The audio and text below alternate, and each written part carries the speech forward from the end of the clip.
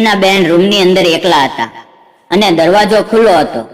મેં જોયું કે ભાભીની બહેન પૂનમ જાગી રહી હતી અને ફોન ચલાવી રહી હતી. રૂમની અંદર કોઈ નહોતું. તે ફક્ત એકલી હતી.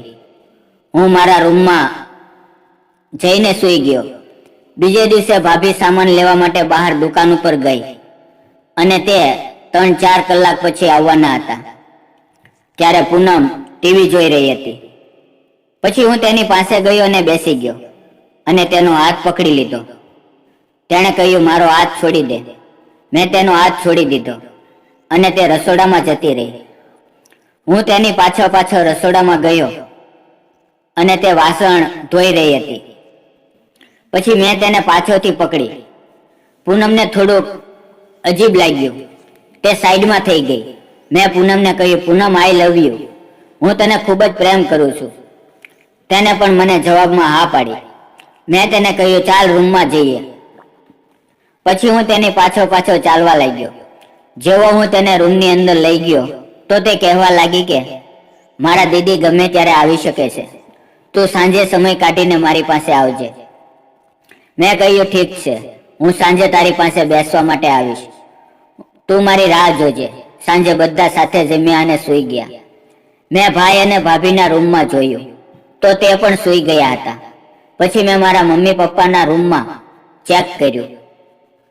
હવે તે પણ સૂઈ રહ્યા હતા અને પોતાનો રૂમ બંધ કરીને હું પૂનમના રૂમમાં ગયો.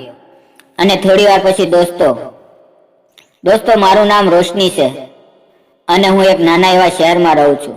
મારા લગ્નને 2 મહિના થઈ ગયા હતા. મારા સાસરિયામાં મારે સાસુ સસરા, મારો દિયર અને મારો પતિ, અમે એટલા લોકો રહેતા હતા. મારા પતિને દુકાન છે અને તે ખૂબ જ સારી રીતે ચાલી રહી હતી. ઘરનો બધો ખર્ચો તે જ ઉઠાવતા હતા. મારો દિયર કાંઈ કામ કરતો નહીં, તે ઘરે જ પડ્યો રહેતો. મારા પતિએ તેને ખૂબ સમજાવ્યો કે તું કોઈ કામ ધંધો કર, પરંતુ તે માનતો નહોતો. મારા દિયરની હરકતો મને સારી નહોતી લાગતી. એક દિવસ મારો દિયર એક છોકરી સાથે ફોન ઉપર એવી રીતે વાતો કરતો હતો જે રીતે તો મારા પતિ પણ મારી સાથે વાતો નથી કરતા. થોડી વાર પછી તે મારી પાસે આવીને બેસી ગયો. મેં તેને પૂછ્યું, મહેશ, તું કોની સાથે વાતો કરી રહ્યો હતો? તેણે કહ્યું, ભાભી, તમારે શું કામ છે? મેં કહ્યું, તું તેની સાથે ખૂબ જ સભ્યતાથી વાત કરતો હતો. તેણે કહ્યું, ભાભી, તમને કેમ ખબર પડી?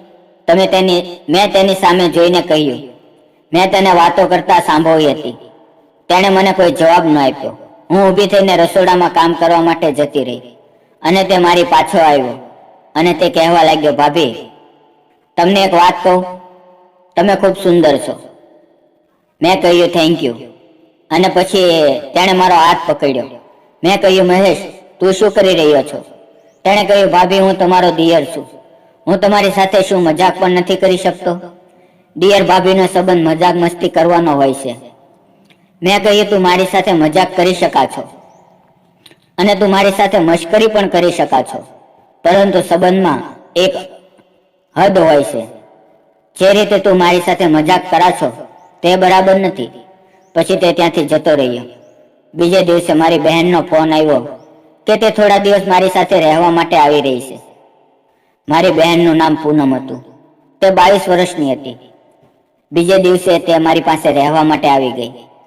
પછી અમે બંને ખૂબ સારી વાતો કરી અને મેં તેને રહેવા માટે રૂમ આપ્યો અને સાંજે જમ્યા. પછી અમે બધા સૂવા માટે જતા રહ્યા. હું મારા રૂમમાં ફોન જોઈ રહી હતી.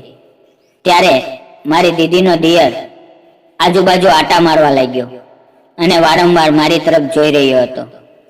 મને લાગ્યું કે તે બસ આમ જ આટા મારતો હશે, એટલે મેં વધારે ધ્યાન આપ્યું નહીં અને પછી દરવાજો બંધ કરીને સૂઈ ગઈ.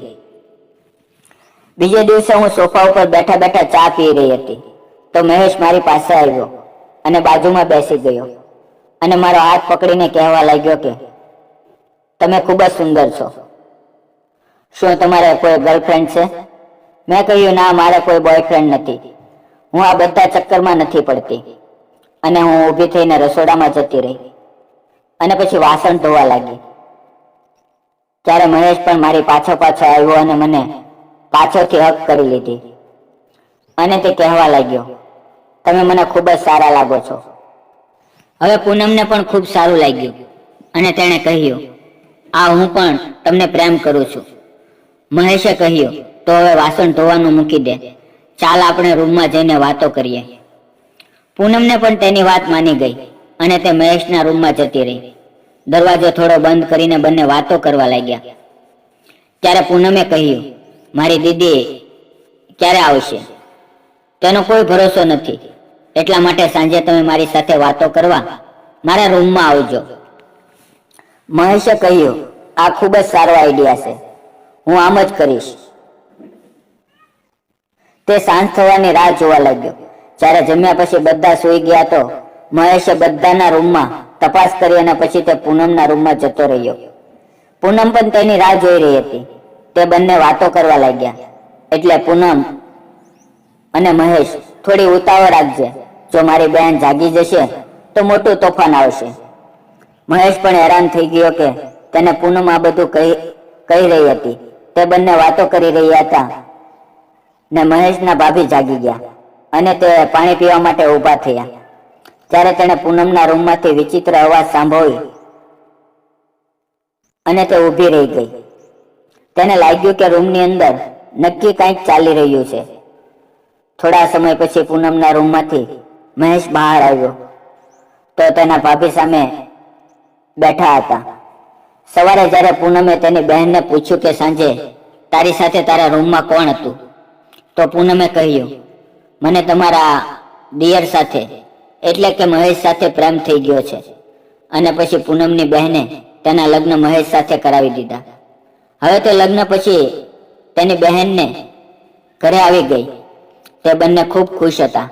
મહેશ પણ રોજ કામ ઉપર જવા લાગ્યો અને પૈસા કમાવા લાગ્યો. બંને બહેનો સાથે મળીને ઘરનું કામ કરતી અને બધું જ બરાબર ચાલી રહ્યું હતું. મિત્રો, વાર્તા પસંદ આવી હોય તો વિડીયોને લાઈક અને ચેનલને સબસ્ક્રાઇબ કરવાનું ના ભૂલતા. ફરી વખત મળશું આવી એક મજેદાર લવ સ્ટોરીની અંદર. ત્યાં સુધી આવજો. વિડીયો પૂરો જોવા બદલ આપ સૌ મિત્રોનો દિલથી ખૂબ ખૂબ ધન્યવાદ મિત્રો.